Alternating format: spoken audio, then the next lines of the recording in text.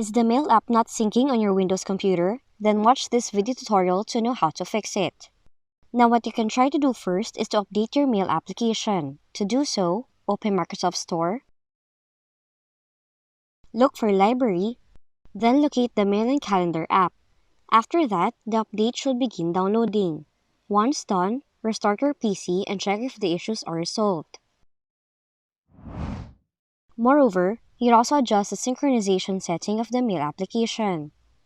You can do it by opening the Mail application, go to Accounts option, right-click on the problematic app, choose Account Settings, click on Change Mailbox Sync Settings, expand this drop-down menu, and choose Every 15 minutes option. Now you have to make sure to turn the toggle on for Email in the Sync option as well. Once changes are made, restart your PC. And lastly, re-add your account. You can do that by launching the Mail application. Click this gear icon. Click Manage Accounts. Choose the problematic account and then click on Delete Account from this device. Now once you're done doing that, add it back again and check if doing so makes any difference.